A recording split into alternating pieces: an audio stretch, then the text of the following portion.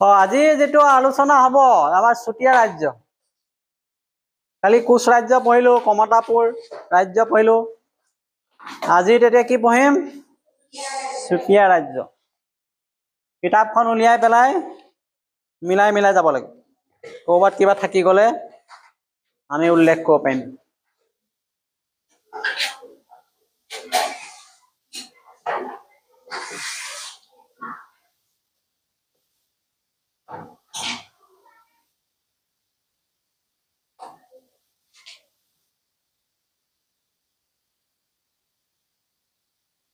ইয়াত কৈছে চুকাফাই অসমত আহোম ৰাজ্য স্থাপন কৰাৰ সময়ত ব্ৰহ্মপুত্ৰ নৈ উত্তৰ পাৰে সোৱণশিৰি আৰু দক্ষিণ পাৰে দিচাং নৈ পূবে চুতীয়া ৰাজ্য আছিল।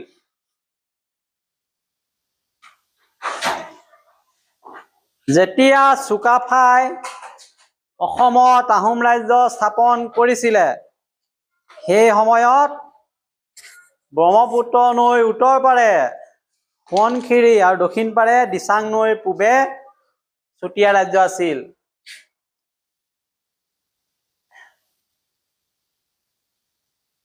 ব্ৰহ্মপুত্ৰখন মাজেদি গৈছে অসমৰ, ধৰি লৈছো।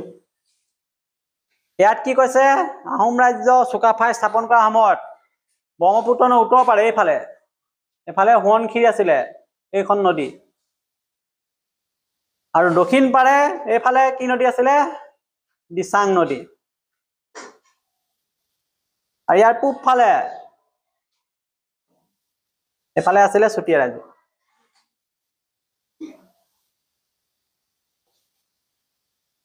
ব্ৰহ্মপুত্ৰৰ উত্তৰ পাৰে সোৱণশিৰি, দক্ষিণ পাৰে দিচাং নৈৰ পূব ফালে চুতীয়া ৰাজ্য আছিল চুকাফাই যেতিয়া শাসন কৰিছিল। এই বাক্যত আমি এটা কথাই গম পালো যে আহোমসকলৰ সৰ্বশ্ৰেষ্ঠ ৰজা চুকাফাই যেতিয়া অসমত আহোম ৰাজ্য স্থাপন কৰিবলৈ আহিছিলে 1228 খ্ৰীষ্টাব্দত, তেতিয়া ব্ৰহ্মপুত্ৰ নদীৰ উত্তৰ পাৰৰ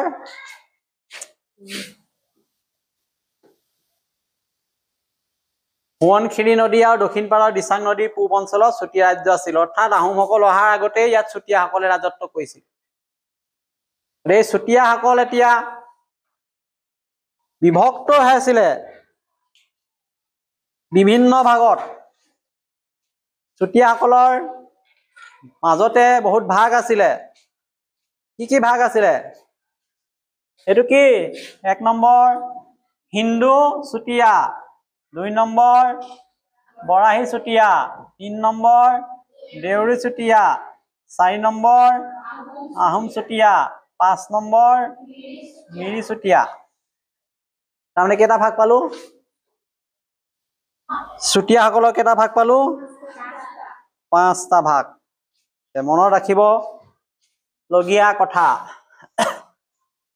চুতীয়াসকলে সমাজ একত্ৰিত হৈছিলে কেইবাটাও, সিহঁতৰ মাজত যদিও ভাগ আছিলে, জাতিগত ভাগ, ধৰ্মীয়গত ভাগ।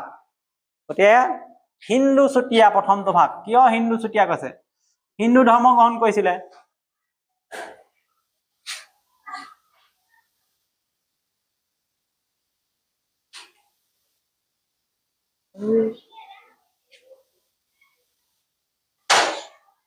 হিন্দু ধৰ্ম গ্ৰহণ কৰাৰ কাৰণে হিন্দু চুতীয়া হ'ল।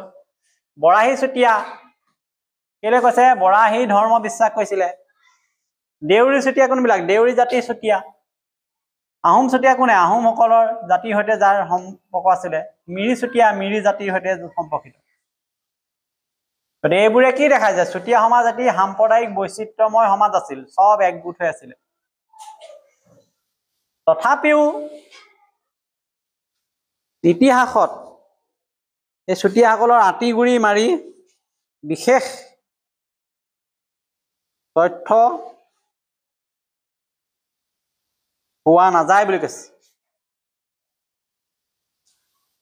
কিয়নো চুতীয়া জনগোষ্ঠীৰ উৎপত্তি বা মৌলিক ইতিহাস সম্পৰ্কে অতি কম তথ্য উপলব্ধ আছে ইতিহাসত। ইতিহাসৰ পুথিপত্ৰ বা অন্যান্য প্ৰমাণত তেওঁলোকৰ বিশেষ আমি আহোমৰ যেনেকে পাওঁ তেনেকে নাপাওঁ।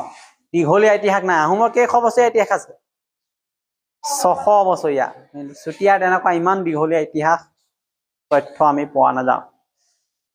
তথাপিও দিছে দেওধাই অসম বুৰঞ্জীত এখন বুৰঞ্জীৰ নাম দিছে দেওধাই অসম বুৰঞ্জীত খ্ৰীষ্টীয় দ্বাদশ শতিকাৰ আদি ভাগৰ পৰা খ্ৰীষ্টীয় ষষ্ঠদশ শতিকাৰ আদি ভাগলৈ ৰাজত্ব কৰা 10 জন চুতীয়া ৰজাৰ বিষয়ে পাইছে। চুতীয়াসকলে তেতিয়া কি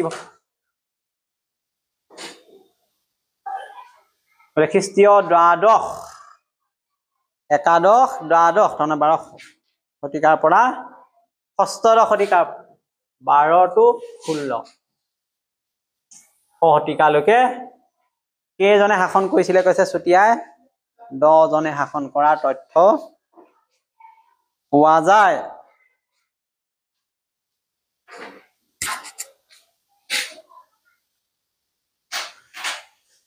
এই তথ্য অনুসৰি 1200 শতিকাৰ আৰম্ভণিৰ পৰা 1600 শতিকাৰ আৰম্ভণিলৈকে 10 জন চুতীয়া ৰজাই ৰাজ্য শাসন কৰিছিল। এই সময়ছোৱা চুতীয়া ৰাজত্বৰ শক্তিশালী বিস্তৃত সময় আছিল বুলি জনা যায়। সেইদিনাখন কোনোবাই সুধিছিলে এইটো চুতীয়া ৰাজ্যৰ কথা। এতিয়া আমি পাম সেইটো কথা ক্লিয়াৰ হৈ যাব। বীৰপাল আছিল চুতীয়াসকলৰ প্ৰথম ৰজা। এইটো কুইজ বা MCQ। চুতীয়াসকলৰ প্ৰথম ৰজা কোন আছিল? তেতিয়া আমি কম বীৰপাল। আৰু তেওঁলোকৰ আটাইতকৈ শক্তিশালী ৰজা কোন আছিল? তেতিয়া পাওঁ ৰত্নধ্বজ পাল বা গৌৰী নাৰায়ণ। চুতীয়াসকলৰ দুটা বিশেষ তথ্য পালো। তথ্যটো হ'ল প্ৰথম ৰজা বীৰপাল আৰু শক্তিশালী ৰজা আছিলে ৰত্নধ্বজ পাল। আন এটা নাম তেওঁ গৌৰী নাৰায়ণ।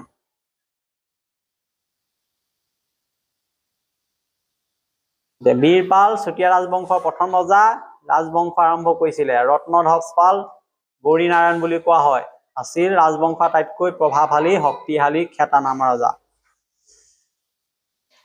ৰত্নধ্বজ পাল কিয় শক্তিশালী খ্যাতনামা আছিলে? ইয়াত দিছে ৰত্নধ্বজ পালে গৌড় ৰাজ্যৰ লগতো সম্পৰ্ক স্থাপন কৰিছিলে। গৌড় ৰাজ্য মানে বংগদেশ।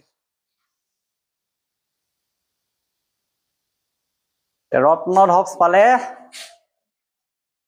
গৌড় ৰাজ্যৰ লগতো সম্পৰ্ক স্থাপন কৰিছিলে। ৰত্নধ্বজ পালে গৌৰী নাৰায়ণে নিজৰ ৰাজ্যৰ ক্ষমতা বৃদ্ধি কৰি গৌড় ৰাজ্য বৰ্তমান পশ্চিমবংগত আছে ৰাজনৈতিক কূটনৈতিক সম্পৰ্ক স্থাপন কৰিবলৈ সক্ষম হৈছিল। এই সম্পৰ্কই তেওঁ নিজৰ ৰাজনৈতিক দৃষ্টিভংগী দৃঢ় কৰিছিল।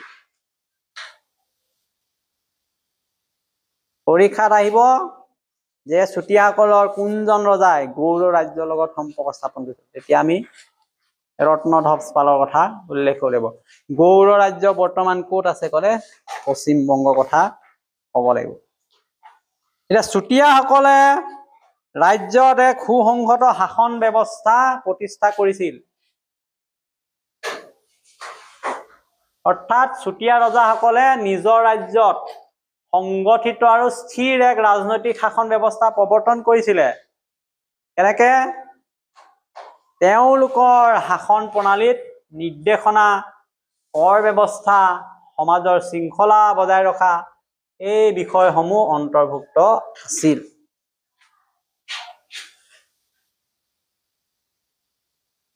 চুতীয়াসকলৰ নিজা ভাষা আৰু ধৰ্ম আছিলে। দেখিছানে? চুতীয়াসকলৰ তেতিয়াহ'লে নিজস্ব ভাষা আছিলে, যিটো ভাষা সৰল অসমীয়া বা তৎসংলগ্ন ভাষা হিচাপে গণ্য কৰা হয়। ধৰ্ম আছিল, তেওঁলোকৰ ধৰ্মীয় বিশ্বাস আছিলে, আচাৰ ব্যৱহাৰ পৃথককে পৰিচয় দিছিলে।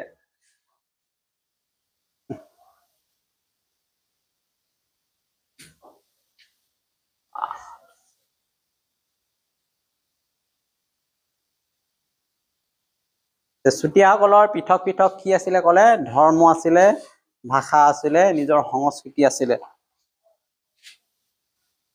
তেওঁলোক শক্তিৰ উপাসক আছিল, শক্তি পূজা কৰিছিলে, বলি বিধান কৰিছিলে। শদিয়াৰ কেঁচাই খাটি গোসানী পূজা কৰিছিলে। এইটো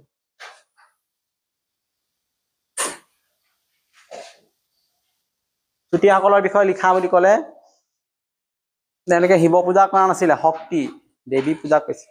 বলি বিধান নিজৰ গোসানী আছিলে, কি নাম? কেঁচাই খাটি গোসানী। ক'ত? শদিয়াত।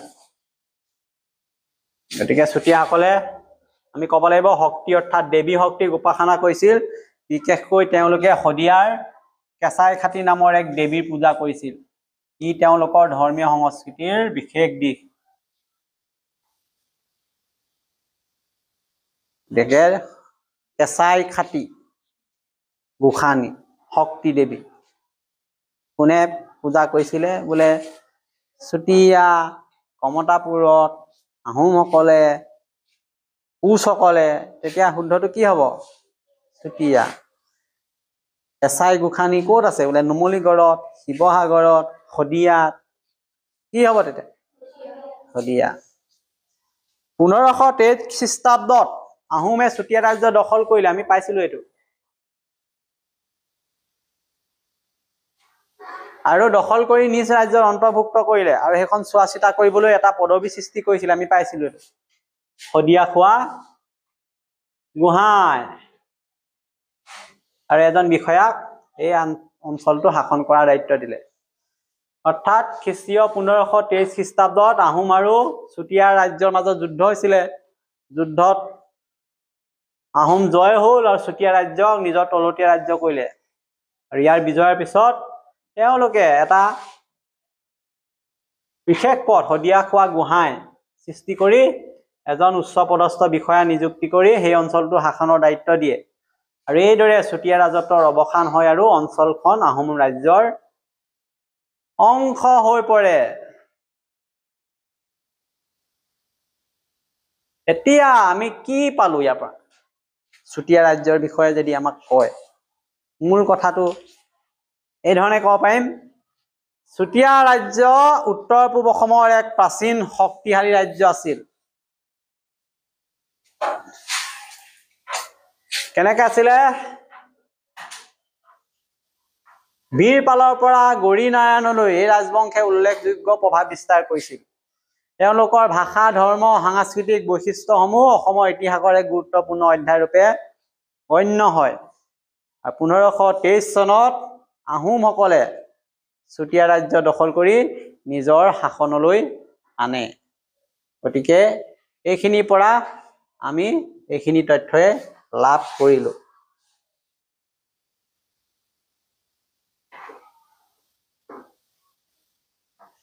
চাই ল একবাৰ কি চালো, কিতাপটো ৰিভিজন কৰ।